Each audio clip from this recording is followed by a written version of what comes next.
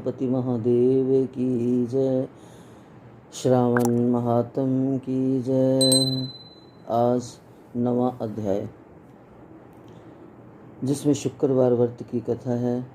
देवादिदेव ने संत कुमार से कहा, हे संत कुमार, अब मैं तुम्हें शुक्रवार की कथा सुनाऊंगा, जिसके केवल सुनने मात्र से ही प्राणी सब प्रकार की विपत्तियों से छूट जाता है। प्राचीन काल में पांडव वंश में उत्पन्न एक सुशील नामक राजा हुआ है। ये 64 कलाओं का जानकर धनुर्विद्या विशारद था। पुत्र सुख को छोड़कर राजा को सब आनंद प्राप्त था।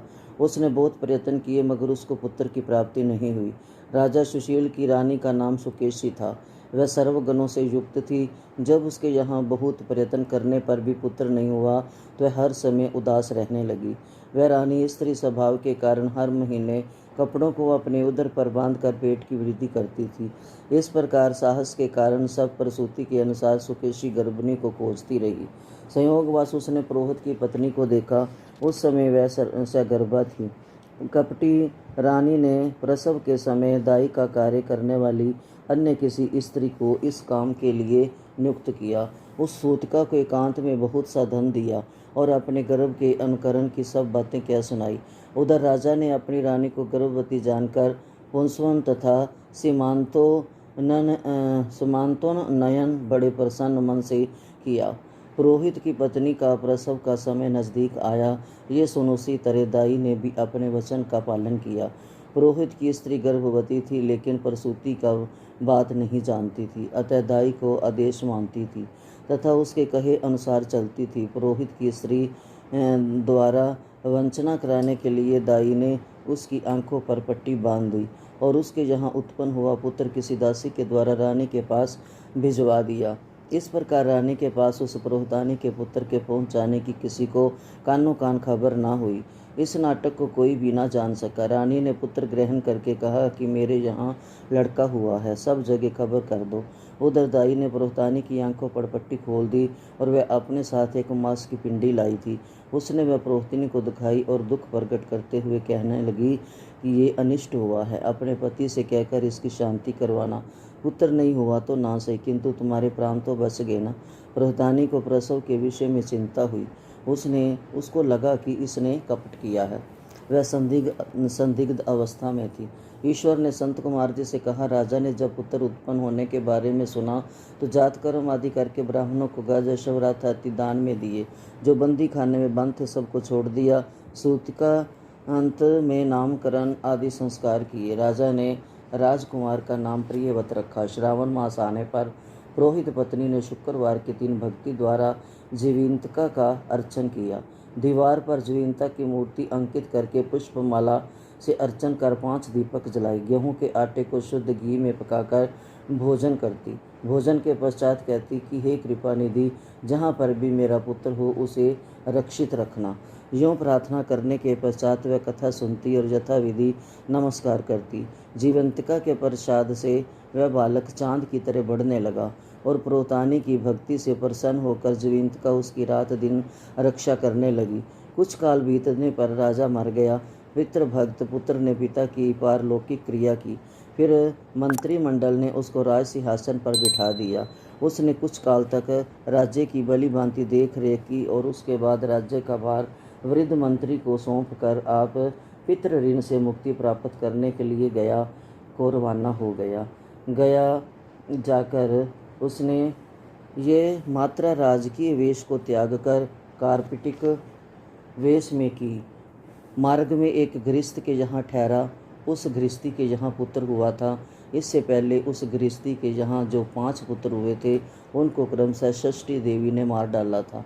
लेकिन इस लड़के के पैदा होने के 5 दिन बाद राजा उस गृहस्थ के मकान में सो रहा था कि रात को षष्ठी देवी उस बालक को मारने के लिए आई। इस पर षष्ठी देवी को जीविंतिका ने कहा कि हे षष्ठी देवी, इस राजा को लांग कर मत जाना। इस प्रकार जीविंतिका के मना करने पर भी जब षष्ठी देवी नहीं मानी और आगे बढ़ी तो उसके किए से कुछ न हो सका और वह खाली हाथ वापस लौट गई।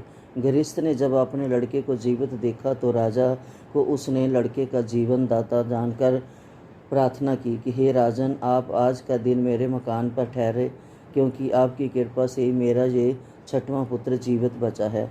उस गृहस्थ की ऐसी प्रार्थना सुनकर राजा एक दिन के लिए वहाँ रुक गया। इसके बाद वह गया पहुँच गया और पिंड दान करने लगा।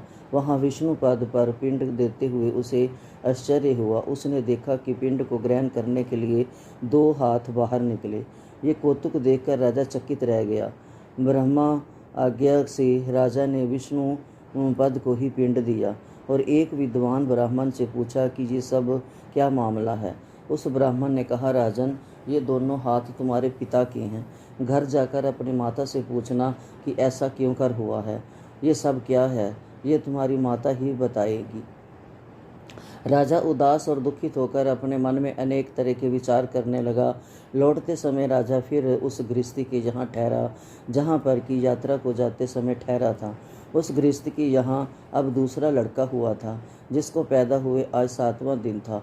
इस दूसरे लड़के को ग्रहण करने के लिए रात को षष्ठी देवी वहाँ आई। षष्ठी देवी को ज्विंतिका ने दोबारा मना किया। षष्ठी देवी ने ज्विंतिका से पूछा, हे ज्विंतिके, आपको इन लड़के के बचाने की क्या आवश्यकता है और इनकी माँ कौन सा व्रत करती है जिससे कि आप रात दिन इसकी रक्षा करती हैं। षष्ठी देवी की बात सुनकर ज्विंतिका ने मुस्कुराकर कहा, राजा भी दोनों की बातें सुनने के लिए जाग रहा था और नींद का बहाना करके आंखें मूंद कर पड़ा हुआ था।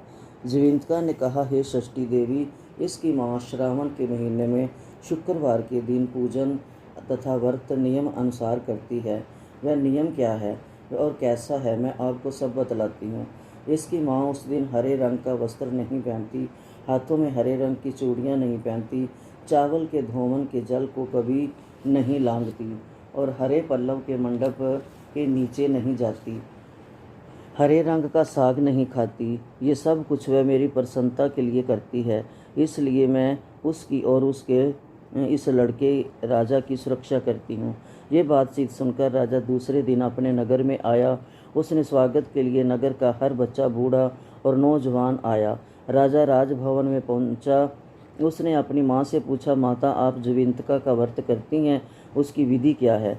माँ ने उत्तर दिया, ज्विंतिका का व्रत मैं नहीं जानती। राजा ने गया यात्रा के फल प्राप्त अर्थ ब्राह्मणों तथा सुहागनों को भोजन कराने की अभिलाषा प्रकट की। उन सुहागनी तथा ब्राह्मणियों के यहाँ हरे वस्त्र, हरी चूड़ियाँ परीक्षा अर्थ भिजवाए। दूत ने उनसे कहा कि आप राजभवन में भोजन के लिए पधारें। पुरोहित की पत्नी ने दूत से कहा, मैं हरे रंग की कोई चीज़ नहीं लेती। पुरोहित पत्नी की ये बात सुनकर दूत ने सारा हाल राजा से कहकर कहा। राजा ने तुरंत दूत के हाथ लाल रंग के वस्त्र, फल और अन्य वस्तुएं पुरोहितनी के यहाँ भिजवाई, जिनको उसने ग्रहण कर लिया। फिर वह राजा के महल में गई। उसने राजभवन के पूर्वी द्वार पर चावलों के धोवन का जल तथा हरे वर्ण का मंडप देखा। फिर वह अन्य द्वार से राजभवन के भीतर गई। उसको देखकर राजा ने उसे नमस्कार किया और नियम का पालन करने का कारण पूछा। पुरोहितानी ने राजा को शुक्रवार के व्रत का कारण बतलाया। राजा को देखकर उस समय उसके स्तनों में दूध बहने लगा। उस दुग्ध धारा से राजा भली प्रकार सिंचित हो गया।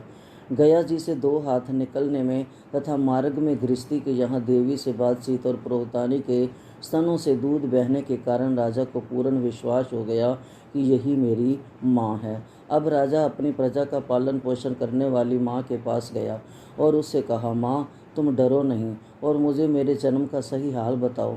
सुकेशनी ने उसे सारा हाल सही सही बता दिया। इस पर राजा ने अपनी असली जन्मदाता माता पिता के चरणों में नमस्कार किया और उनको बहुत सारा धन देकर माला माल कर दिया। एक दिन रात को राजा ने ज्विंतिका से प्रार्थना की कि हे ज्विंतिका, मेरे जन्मदाता पिता तो मौजूद हैं, फिर गया में पानी से 2 हाथ किसके निकले थे। देवी ने राजा को स्वप्न में उत्तर दिया, राजन, मैंने केवल तुझे विश्वास दिलाने के लिए ऐसी माया की थी, इसमें संदेह मत करो। भगवान श्री सदाशिव ने श्री संत कुमार जी से कहा, हे संत कुमार, मैंने श्रावण महीने के महीने में शुक्रवार का व्रत करने का महात्म तुमसे कहा। इस व्रत के करने से मनुष्य की सभी इच्छाएं पूर्ण हो जाती है। बोल श्रावण मास की जय, बोल शंकर भगवान की जय। हर हर महादेव, हर हर महादेव, हर हर महादेव। प्रेम से बोले नमः शिवाय।